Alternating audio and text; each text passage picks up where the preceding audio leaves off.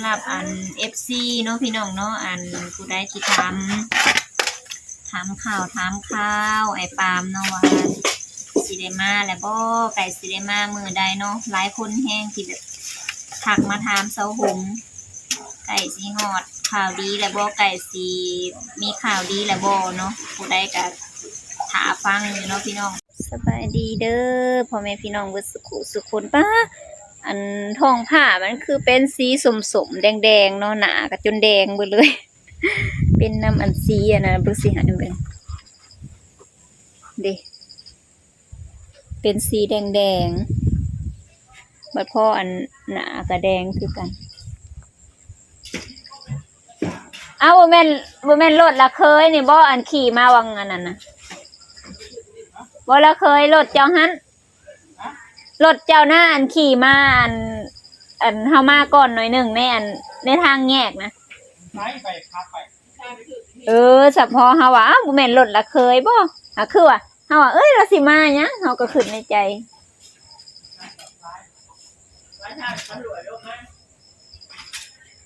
ไปสื่อทรายมามีโครงการอีกแล้วมาแล้วเท่าน้อยๆนะด้าสะอิ่วสะอิ่ว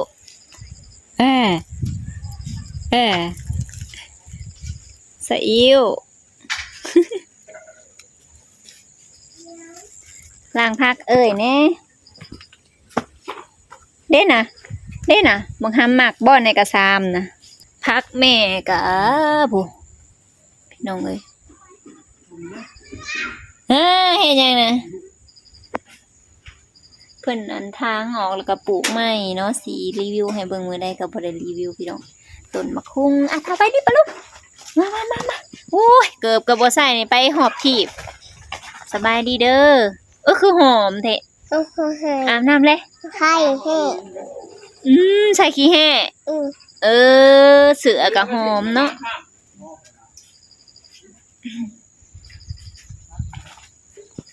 ตื่นนี่แล้วสบายดีเก็บตู้เลย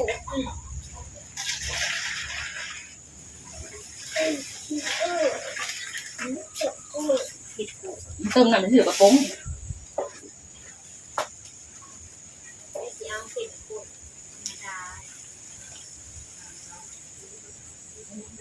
ไปขอเงินนะแม่ซื้ออันบุญเศษไปแม่ขอเงินไปซื้อบุญเศษเขาบอกเราผมมีเงินแล้วโหลดได้สิเดมาซุ้มถูกต้องขาดได้ตัวบางอย่างแล้วดิฉันเนี่ย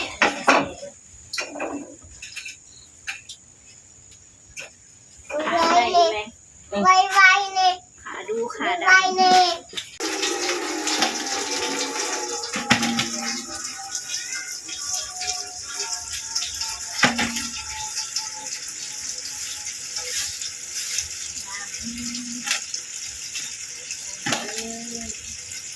บรรยากาศหนาวเนาะพี่น้องเนาะก็เลยสิเฮ็ดอันคุณอาตา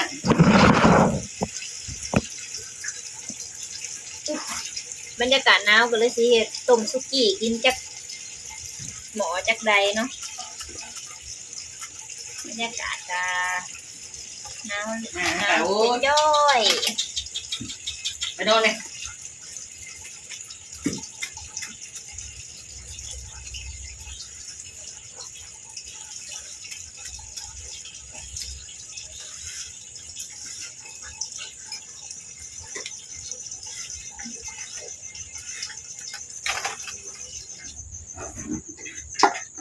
เกือบหมอโค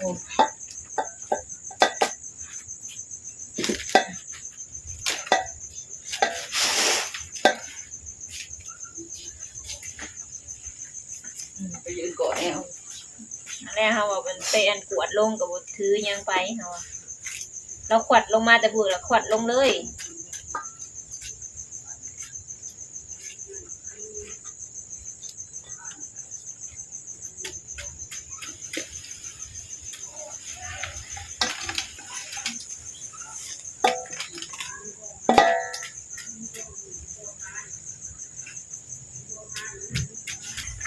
อันฉี่โมแสบ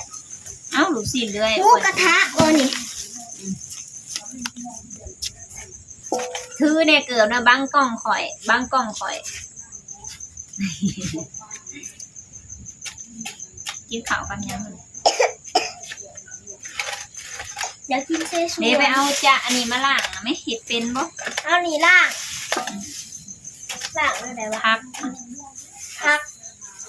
เอาอันนี้ล่างอยู่ตีนไก่ ล้างตัดตีนมันผอมเป็นอยู่บ่ ตัดเล็บมัน ตัดเล็บมันคันบ่เป็นแล้วบ่เฮ็ดเด้อ ล่างนี่เด้อบ่ได้ใช้หมอนะพง เออ สวัสดีหมอนี่ กระซ้ำเด้อเบิ่งดู ใครซื้อ อืม นี่เลยอันนี้ก็ได้บ่เขาเนี่ย ได้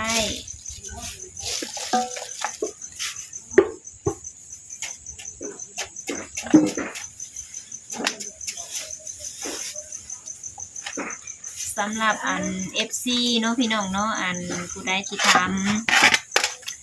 ข่าวไอ้ปาล์มเนาะว่าสิได้มาแล้วบ่ไก่สิได้มามื้อใดเนาะหลายคนแฮงที่แบบทักมาถามเซาหงไก่สิฮอดข่าวดีแล้วบ่ไก่สิมีข่าวดีแล้วบ่เนาะผู้ใดก็ถาฟังอยู่เนาะพี่น้องเซาหงจะเห็นนั่นคอมเมนต์ถามน่ะก็หลายเนาะทักมาถามขอความก็หลายพี่น้อง3-4 คนนี่แหละเซาหงก็เลยสิมาตอบในคลิปนี้เนาะ ลงมาได้เบิดเลยแล้วเบิดได้ยัง 1อีหยังนี่ตุ้ย เออ อีหยัง ยัง อีหยังนี่คนบอก เออ อีหยังน่ะ ฮะ อีหยังอีห ยั ยัง ง อีหยังเลย จักแล้ว เสียงก็ใหญ่เหรอ คำตอบฮะ เสียงก็ใหญ่นี่ เออ เสียงที่ผู้โต โอ้ย เอามาเห็ดอยู่พี่ก็ได้นะไปโจมเอาเคียงอยู่หันนะมาตัดอยู่นี่ก็ได้ปงลงคือบ่ถอกน้ำออก เล่นใช้อันนั้นเด้ อันนั้นแหละเคียงนะเห็นบอก โตในโต ในโต๊ะน่ะ ดองทำบัวดูยัง มั่วนี่ หมู เยอะยายมันน่าเลยใครกูน่ะ สาวโฮงก็สิมาตอบให้คลิปนี้เลยเนาะพี่น้องเนาะว่าอ้ายเพิ่นบ่ได้มาเด้อพี่น้องยังค่าเวียกค่างานหาเงินหาคำเนาะหนาวอยู่หาเงินหาคำเนาะพี่น้องบ่ถ่วงบ่ทันเวลาก็ได้เนาะ ไม่กะอยู่พี่ห้องหน้าพี่ บุญวาสนาหอดกันกะคือสิมีหั่นแหละเน้องพี่น้องข่าวดีก็ได้คันบุญบ่หอดกะแล้ววับ หัวต้องไอ้น้องหัวคันบุญบ่หอดกันเลยกะแล้วเนาะ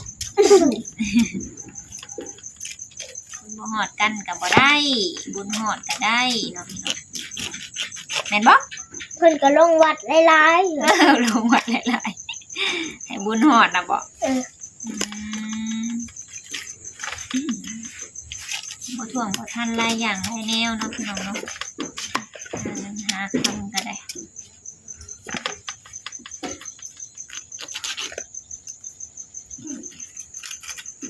เฮ็ดจังนั้น นั่นแหละ จะเห็นหยัง อย่าง เนี่ย บัง เฮ้ย บัง เฮ้ยตื่น บัง ดิให้ปลาลุงเบิ่งดูอันมือเจ้านะ ให้เบิ่งแบบนี้ให้เบิ่งแบบนี้ สีเล็บนะสียังไผทาให้ ตุ้ยเพิ่นทา เห็ดให้หลาน พี่อยู่บัวบอก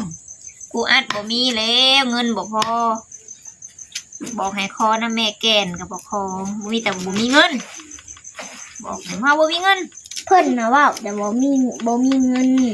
บักห้ำให้เว่าให้คอนะแม่แก่นมาซื้อ เพิ่นนั่นเว้า เด่นนี่ซื้อมาให้กินนั่น มีแต่ว่าบ่มีเงิน ข่อยเว้าว่ามีแต่มันบ่หลายข่อยว่าแนวนี้ อืม ค่อนข่อยมีข่อยก็ ซื้อมาคันข่อยมีบ่หลายข่อยก็บ่ซื้อ มีลายนั่นแหละเพิ่นซื้อเครื่องเพิ่นเบิด ฮะอิหยัง น้ำเบื่อนบ่ น้ำเปื้อนผักกาดเนี่ยมีโหระพานำโอ้ผักก็จะแม่นงามเบิ่งๆโอ้ยอย่าบังกล้องข่อยเท่าน้อยๆนี่ยับออกใช่ มีน้ำ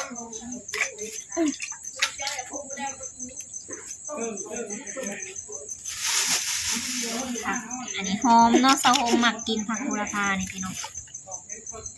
มันดับกลิ่นคงกินข้าวดับกลิ่นข้าวได้น้ำคันบ่ออะไรกับอันเอาอันนั้นนะเห็ดเป็นมาระวังถือมือเด้อเอาผ้านะมาพันปกโหลด มาอยู่ทางนี้เลย มันขาด แย่กันแหละตัวตัดแล้วตัวตัดแล้วก็ออกไว้ต่างหากเลยนี่แซนจะได้ พี่มาอยู่ทางพี่ไพ่เดี๋ยวมันอยู่ทางนั้นนี่มานั่งทางพี่คนนั่นเอ้ยใช่ละ อยากนั่ง อ๋อพี่ ไปเอาตัวนั้นไปนั่งแต่ละคนไอ้นั่งก็อยากนั่งน้ำ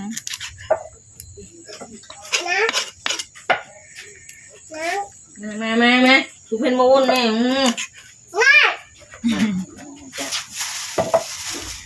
แม่เจ้าเห็ดหยังก่อนใช่ว่าสิเห็ดอัน ใช้ทงนี่ไว้บ่ ปาดแล้วก็ใส่หางแยก ไปเถอะเนี่ยเดี๋ยวช้าไปทำไมจะกิน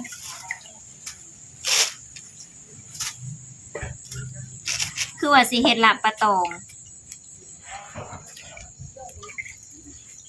ยิ้มน้ำหน่อย ด่าเนาะ ให้ไก่นะแม่ให้ไก่นั่น กินได้ ขนาดน่ะแบ่งไงมันให้เถอะมือลานนั่นมือละน้อยบักดำมันบ่กินบ่ มันอู้กระสือ มันสิเสียกล่องดองอยู่ โอ้ แล้ว ยไก่นะอู้ดม ไก่ให้อ้วนพี่น้องยังเอามาแต่ใส่มะคังทรมานมันอยู่ ไก่ตีว่าเล่า ไก่ตีหากบกเกลือเขาเกลือน้ำเนาะจากมือแล้วสิได้อัน กระดูกมันหักหง มันเป็นอย่าง น่ะ แต่ยามัน มันหักขู่อันน่ะอันนี้ก็หักจะเป็นหยัง เขาเจ้าถูก โอ้ย โอ้ยเนาะ บายยังไงบายยัง ถูก ได้เจอผม ค่ะ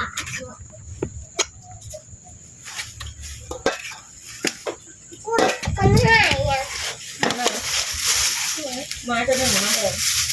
มาใส่เสื้อแขนยาวสีแดงบอก มา สีแดงซ้ มาว่าดิ ำปากมันหน่อยๆมาแมบอยู่เวลามันว่า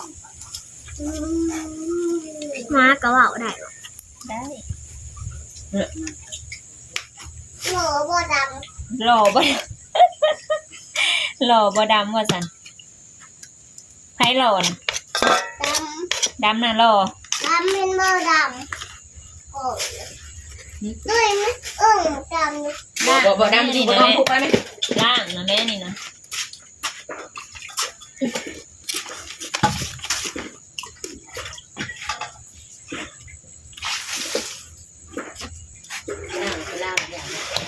ล่างน้ำ1-2น้ำแล้วก็พอยันมีขี้ดินขี้ตุ่มอันนี้แล้วถือสุดเลยอันนั้นซื้อตัวอันนั้นก็ห่วย ดีเลยมาบอกมา โลนี่ครึ่งโลก มึงกินบะตีท คือหูก็ถึงโล มันน้อยเคยซื้ออาหารไว้ว่ามันก็ซ้ำนี่แหละ ำนอนนะดำไปนอน อย่าดึงหางมันแม่อย่ามันแงงใส่นะ นี่เราเรียกปากมันเรียกปากเลย แกงไว้กงกินกัน โยก็สิกินบ่นี่นะ นั่งขาอยู่ซื่อๆเด้ออย่าย่างดุลายจังน้อยเมื่อยเลย ได้ได้พายดอก มาแล้วแหละ แล้วและ นอกยังอันนี้ แล้วแล้วก็ให้ประตูพันเคิง พันเห็นยัง ต้มเป็นตีนมันก็บ่ คู่กันแหละ มันจังหลายบ่โอ้ มันยังได้กินคู่กัน นะ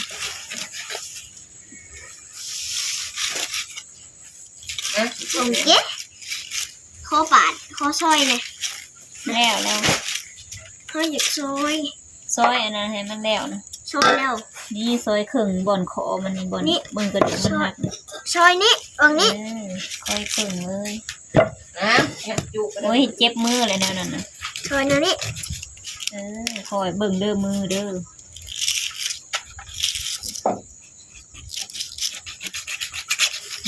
ไปอยากกินดิ อยากกิน แล้ ก็ วก็เอาใส่นี้ต่อ แบบนั้นแหละเก่ง โอ้ยมันเล่านะ ว่าได้สะ มันเล่านะ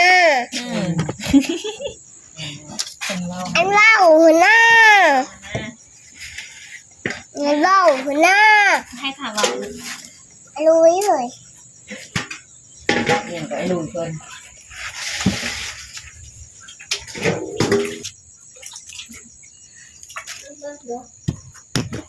ไป ทานเครื่องก็ถือบ่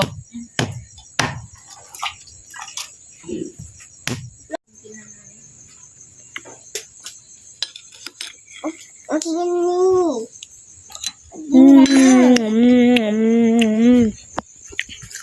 เป็นยังแล้วแหละ รอสักครู่อย่ากินลายเด้อเจ็บท้องเลย นั่นแหละก็บัวไก่ ใช่หายเลย คือปัญหาเห็ดมาไหม เจ้าพ่อใหญ่แล้ว